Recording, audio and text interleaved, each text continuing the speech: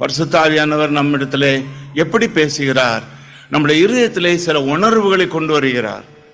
அந்த உணர்வுகள் நாம் தப்பு செய்து நான் இனி இந்த தப்பு செய்யக்கூடாதே என்கிற ஒரு ஏக்கத்தின் உணர்வாக இருக்கலாம்.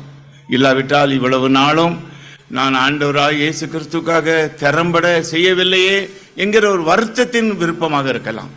நான் இன்னும் அதிகமாக கர்த்தருக்காக இயேசு ராஜாவுக்காக வேலை செய்ய வாஞ்சிக்கிறேன் என்கிற ஒரு நல் விருப்பத்தின் உணர்வாகவும் இருக்கலாம்.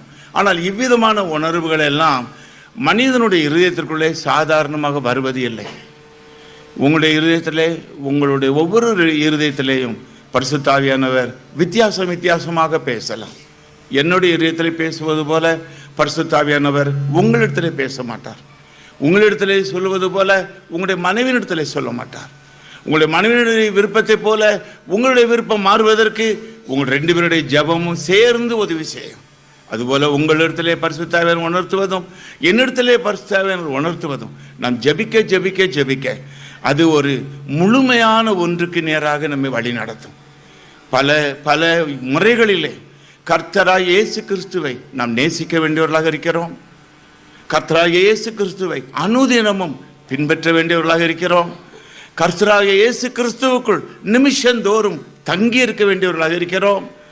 இவைகள் எல்லாவற்றையும் நாம் பார்க்கும் பொழுது இது நம்மால் முடியக்கூடிய காரியமே அல்ல.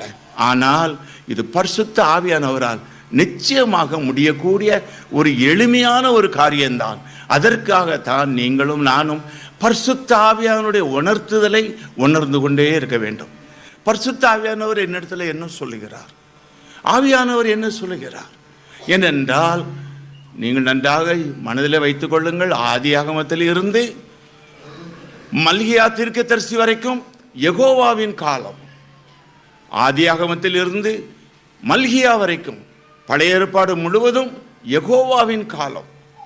அதன் பின்னர் மத்தேயு முதல் அதிகாரத்தில் இருந்து யோவான் கடைசி அதிகாரம் வரை 21வது அதிகாரம் வரை இயேசு கிறிஸ்துவனுடைய சரீர பிரகாரமான காலம். இந்த உலகத்திலே இயேசு கிறிஸ்துவனுடைய சரீர பிரகாரமான காலம். ஆனால் அப்போஸ்தலர் 2வது அதிகாரத்தில் இருந்து இயேசு கிறிஸ்துவனுடைய வருகை வரைக்கும் பரிசுத்த ஆவியானவருடைய காலம்.